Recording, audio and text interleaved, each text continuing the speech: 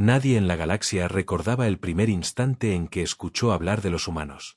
Eran mencionados en informes marginales, notas de vigilancia que se archivaban con desgana en los sótanos del Consejo Galáctico. Especie turbulenta, impredecible, con potencial de destrucción, pero limitada a su pequeño mundo azul, rezaban los informes más antiguos. Para las civilizaciones estelares, la humanidad no era más que un curioso experimento evolutivo, un rumor que se esparcía entre diplomáticos y exploradores como una anécdota lejana. Lo cierto es que, durante siglos, los humanos soportaron ser observados, clasificados, incluso manipulados en secreto. Aceptaron, sin saberlo, que los cielos estaban llenos de ojos que los miraban con desdén. Pero toda paciencia tiene un límite, y en el año en que la luna de Europa fue perforada por la maquinaria de una flota alienígena, ese límite se quebró. El ataque no fue abierto. Ni siquiera fue declarado. A los ojos de las especies que controlaban el destino de los sistemas, solo era un ejercicio menor, una expedición para probar armas biológicas contra una especie considerada salvaje. Nadie imaginó que esa acción se convertiría en la chispa de una tormenta imparable. Las primeras transmisiones desde Europa fueron confusas, destellos de energía, estructuras derrumbándose bajo el hielo, colonos gritando en la estática de los comunicadores. Durante horas, en la Tierra, el caos fue interpretado como un accidente. Pero cuando las imágenes se filtraron y el Consejo de Naciones Unidas Espaciales vio la silueta inconfundible de una nave foránea sobre las ruinas, algo cambió. No fue miedo. No fue sorpresa. Fue furia. En los pasillos subterráneos de Ginebra, donde funcionaba el Centro Estratégico de Defensa Global, nadie levantó la voz. No hubo discusiones políticas ni largas deliberaciones. Solo un silencio denso, el silencio de millones de gargantas conteniendo la rabia. Y entonces, alguien lo dijo en voz baja, apenas un susurro que corrió por la sala como fuego en la hierba seca. Ya basta. Ese ya basta se convirtió en eco, en sentencia. Por primera vez desde que la humanidad levantó la vista hacia las estrellas, no se hablaba de exploración ni de sueños, sino de venganza.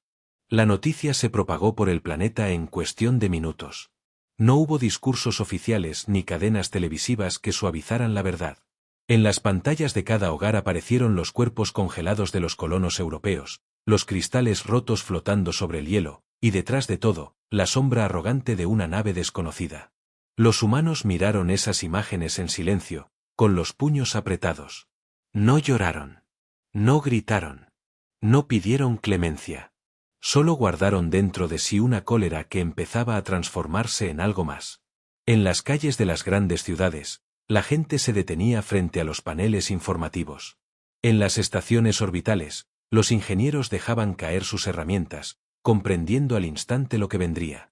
En las academias militares, los instructores interrumpieron los entrenamientos, y sin necesidad de órdenes, los soldados supieron que había comenzado una guerra.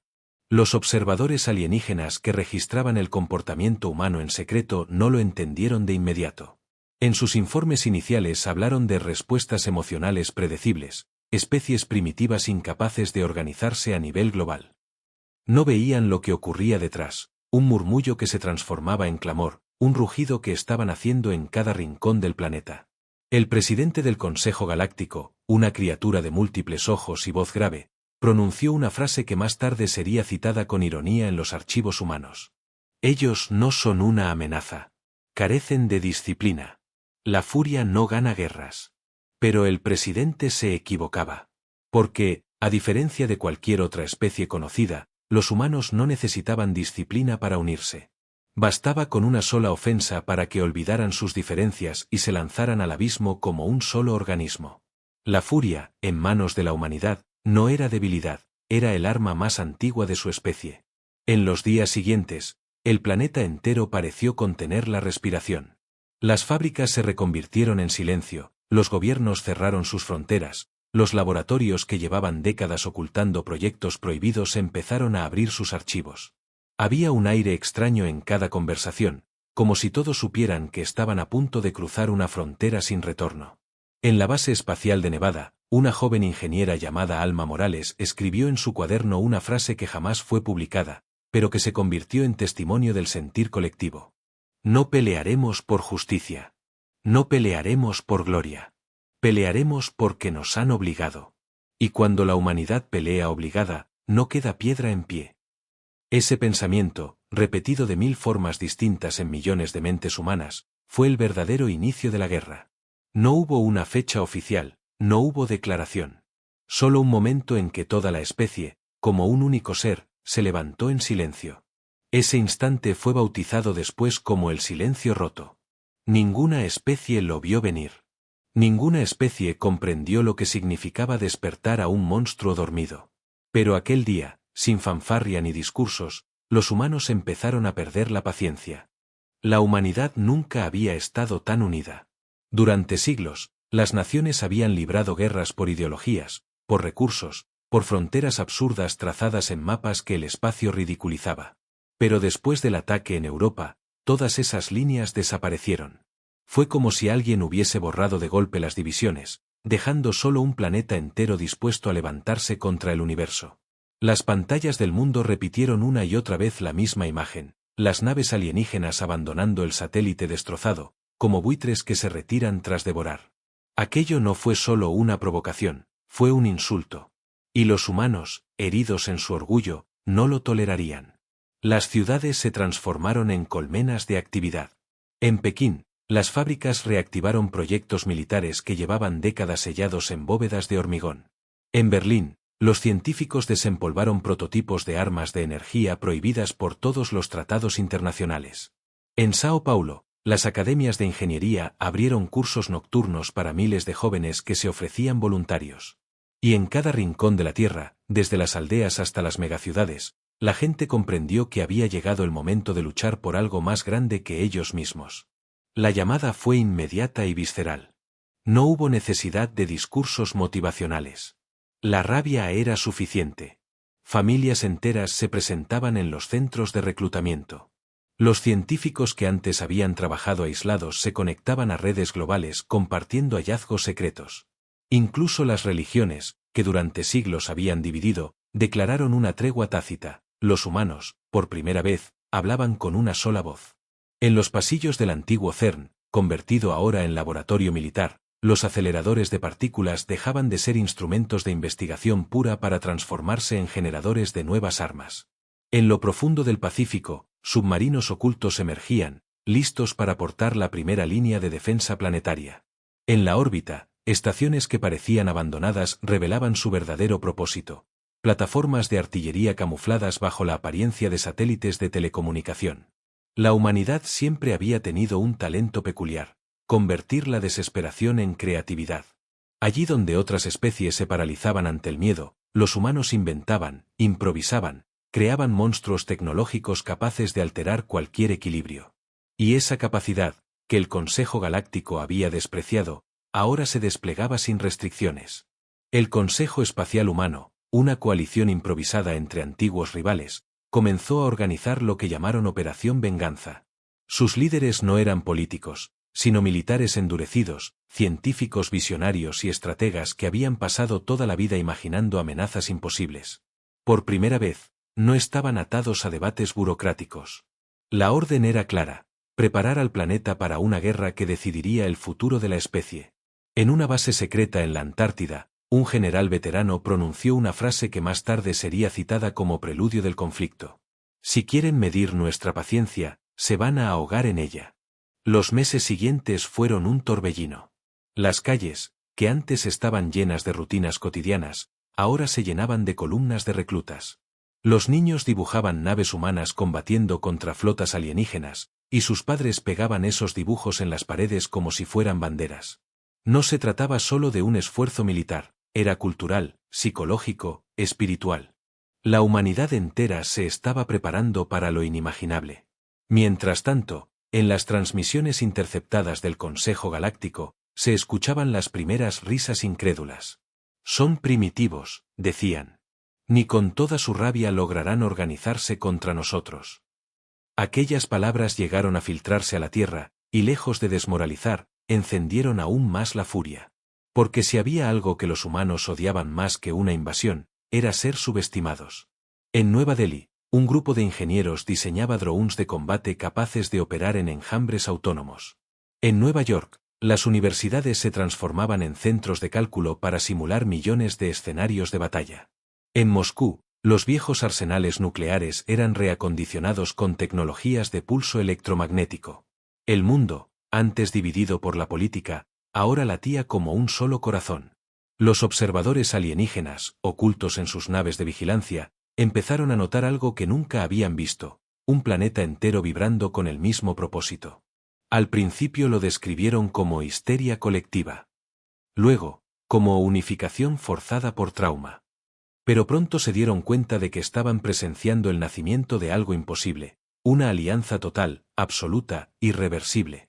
En la televisión global, una periodista dijo una frase que se volvió viral en cuestión de minutos. Podrán tener más tecnología, más flotas, más siglos de experiencia. Pero ellos nunca han visto lo que pasa cuando la Tierra se enfurece. Y así, bajo un cielo lleno de satélites y luces que parpadeaban como estrellas artificiales, comenzó la preparación más intensa que la humanidad había vivido en toda su historia. Nadie hablaba de derrota. Nadie mencionaba el miedo. Solo existía una certeza: el universo había cometido un error al provocar a los humanos. El rugido aún no había comenzado, pero la ira de la Tierra ya se sentía en cada rincón del planeta. La primera batalla no ocurrió en la Tierra, sino sobre ella. La flota alienígena, confiada en su superioridad tecnológica, descendió hacia la órbita del planeta con la seguridad de quien pisa un territorio conquistado antes de tiempo. Eran naves enormes, con cascos brillantes como espejos, diseñadas para infundir terror con solo aparecer en el cielo. Para el Consejo Galáctico, se trataba de un despliegue rutinario, un gesto de intimidación que, según ellos, bastaría para quebrar la voluntad humana. Pero el universo aún no entendía que la voluntad de la humanidad no se doblegaba con espectáculos de poder. Al contrario, la provocación era gasolina arrojada sobre un fuego que ya ardía con furia. El ataque comenzó un martes al amanecer. La mitad del planeta se despertó con alarmas retumbando en dispositivos, radios y pantallas. Los radares orbitales detectaron las primeras incursiones, y en cuestión de minutos, se activaron protocolos que llevaban décadas durmiendo. Los cielos se llenaron de trazos incandescentes, misiles ascendiendo, defensas láser encendiéndose como soles efímeros, y voces humanas transmitiendo coordenadas en todos los idiomas. Las naves alienígenas descendieron con arrogancia, desplegando enjambres de cazas que parecían enjambres metálicos de insectos. Y entonces, algo inesperado ocurrió. Los humanos no respondieron con miedo ni con retirada, respondieron con caos. Un caos meticulosamente planeado. Desde plataformas ocultas en la estratosfera, se liberaron drones suicidas capaces de saturar los sensores enemigos. En los océanos, submarinos lanzaron misiles balísticos que ascendieron entre columnas de agua como monstruos furiosos. Y en la órbita baja, satélites aparentemente inofensivos revelaron su verdadera naturaleza: minas espaciales que estallaban en silencio, desmembrando fragatas enteras en cuestión de segundos. El primer grito humano en el espacio no fue de desesperación, sino de triunfo. Una nave enemiga, atravesada por proyectiles hipersónicos, se partió en dos ante los ojos del mundo. Los colonos de Marte transmitieron en directo las imágenes a todas las pantallas terrestres: un coloso alienígena desintegrándose mientras caía hacia la atmósfera, envuelto en llamas. El rugido que recorrió el planeta no lo detuvo ninguna muralla. Era un rugido de victoria, el primero en una guerra que apenas empezaba.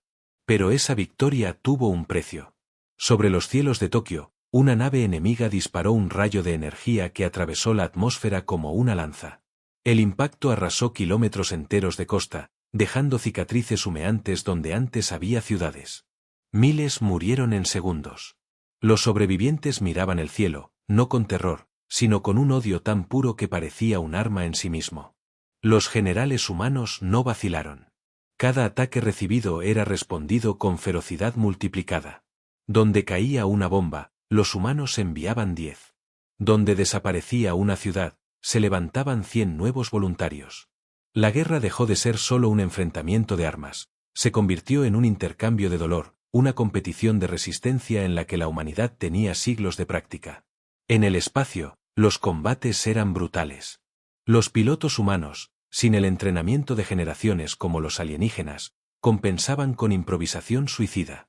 Naves pequeñas embestían cruceros gigantescos, explotando en choques que parecían estrellas fugaces encendiéndose en la oscuridad.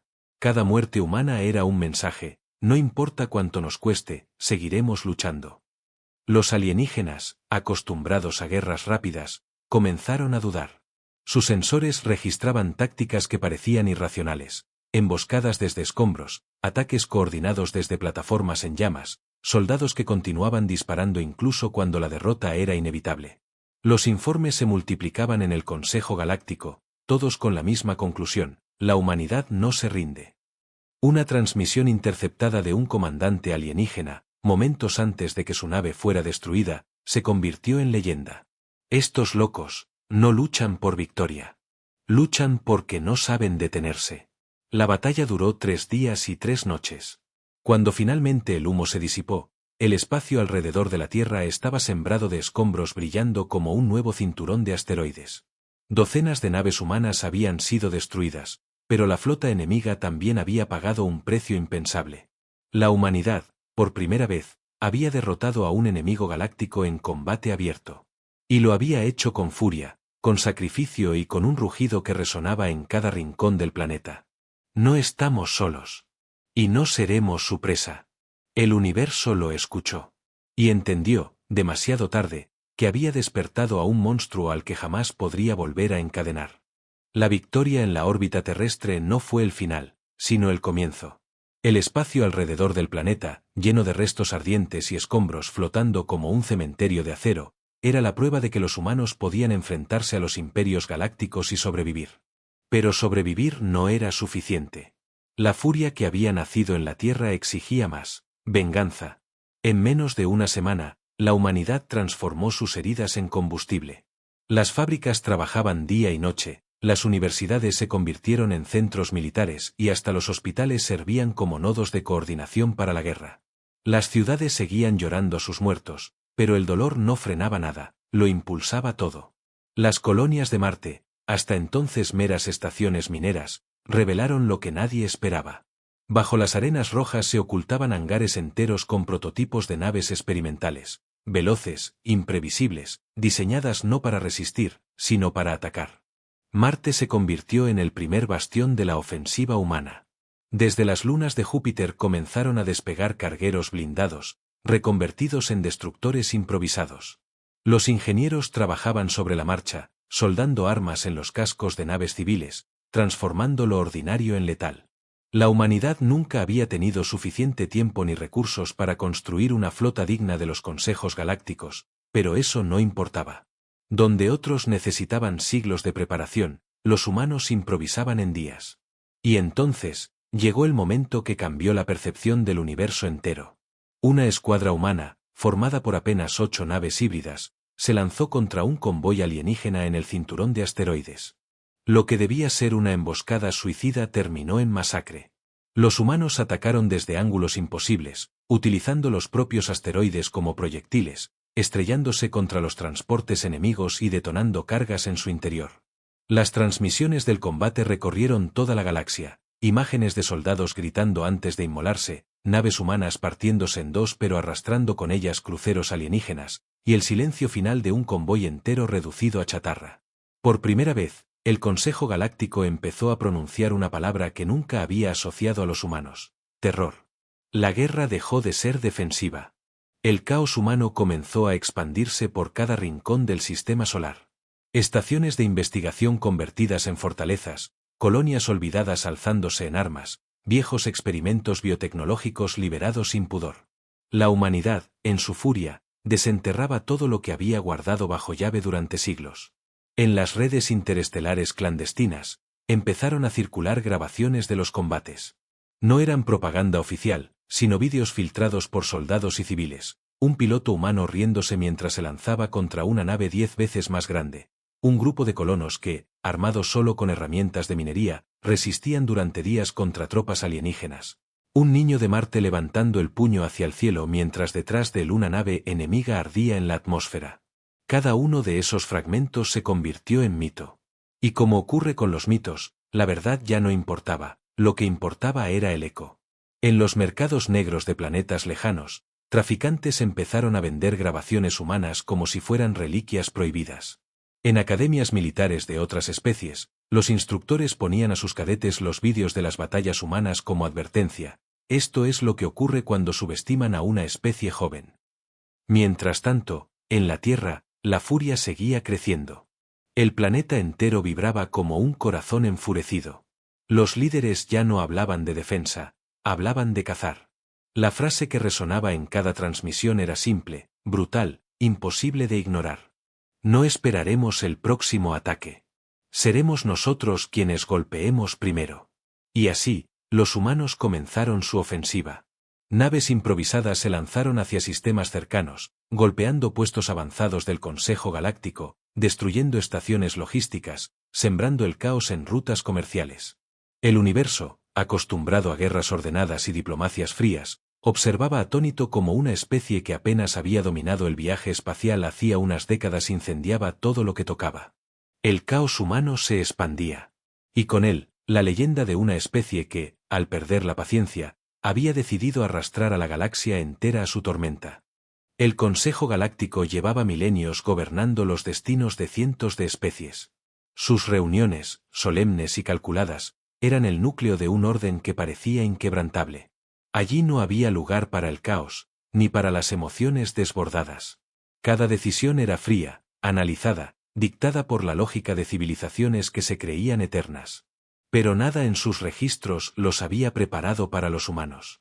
Las transmisiones de las batallas llegaron primero como rumores, colonias arrasadas por ataques relámpago, convoys desaparecidos en rutas seguras, estaciones enteras destruidas en cuestión de horas. Luego llegaron los informes oficiales, imposibles de ignorar. Y con ellos, el pánico. En el gran salón del Consejo, situado en la luna cristalina de Caerlit, se respiraba tensión. Representantes de especies ancestrales se acusaban unos a otros de haber subestimado el problema. Los más arrogantes insistían en que la humanidad era solo una chispa que se extinguiría sola. Los más prudentes, en cambio, hablaban de una hoguera que ya se estaba expandiendo fuera de control. La sesión se tornó caótica.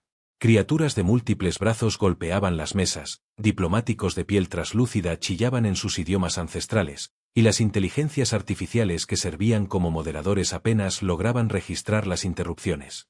Nunca, en siglos de historia, se había visto tanto desorden en aquel recinto.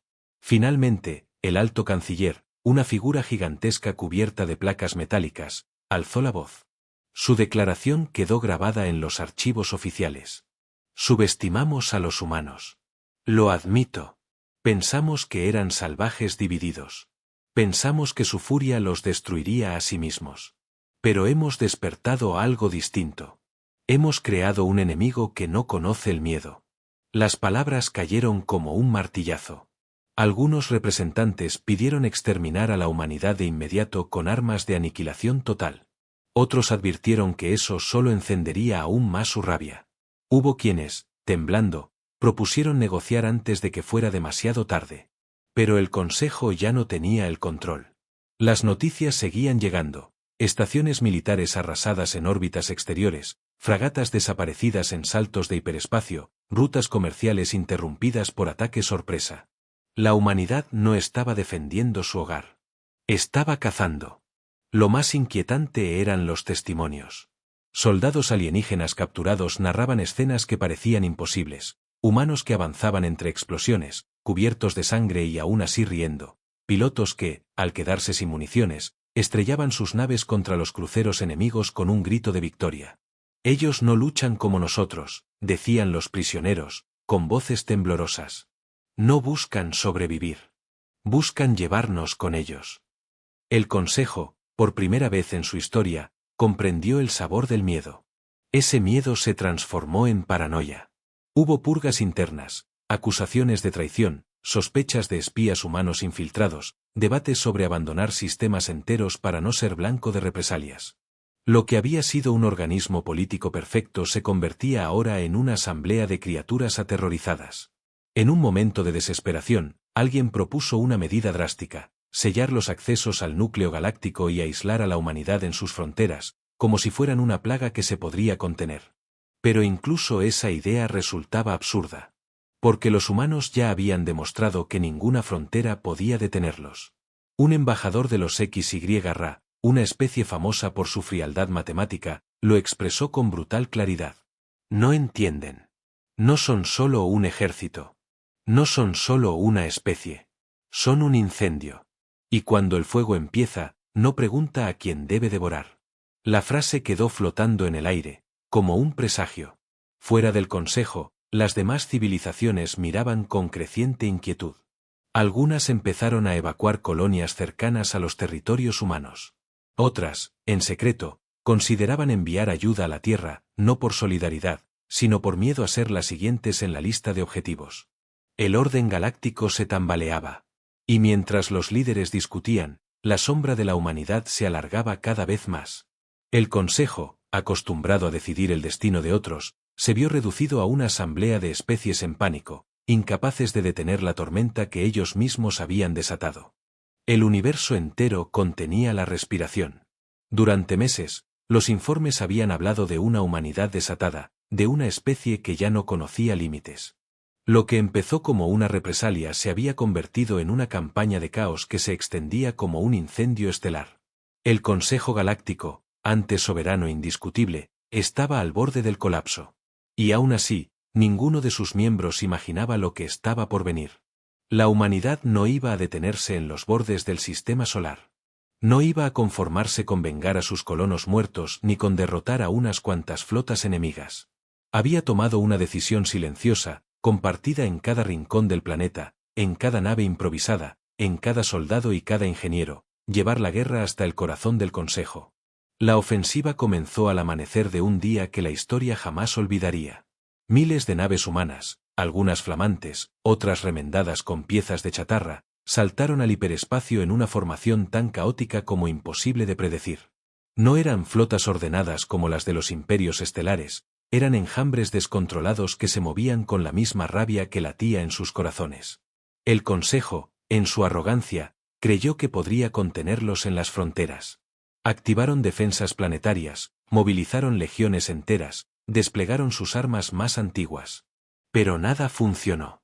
Los humanos atacaban desde todos los ángulos, convertían cada derrota en emboscada, cada sacrificio en victoria. Y paso a paso, salto a salto, avanzaban. Hasta que llegaron a Caerlit. La luna cristalina, sede del Consejo Galáctico, brillaba en medio de la oscuridad como un faro de poder. Allí se habían decidido guerras, allí se habían firmado tratados, allí generaciones enteras habían gobernado con una autoridad que parecía intocable. Pero ese día, las sombras de miles de naves humanas cubrieron su luz. Las defensas se encendieron de inmediato, torres de plasma, enjambres de drones, escudos de energía que podían resistir contra cualquier armada conocida. Y sin embargo, los humanos no se detuvieron. Al contrario, aceleraron. Las primeras oleadas fueron masacradas. Decenas de naves estallaron en segundos, iluminando la superficie cristalina con llamaradas rojas. Pero cada nave destruida abría un hueco, cada sacrificio creaba un pasillo, y los que venían detrás se lanzaban sin dudar. La batalla no era táctica ni lógica, era furia pura, desatada, ardiendo en un rugido que parecía surgir de millones de gargantas a la vez. Los consejeros, observando desde sus torres de marfil, quedaron paralizados. Por primera vez en su historia, comprendieron que estaban presenciando no una batalla, sino un castigo. Las transmisiones humanas se hicieron públicas a propósito. No había propaganda ni discursos oficiales. Solo voces transmitiendo entre explosiones. No hay vuelta atrás. Por cada muerto nuestro, 10 de ellos caerán. Hoy sabrán lo que significa despertar a la Tierra.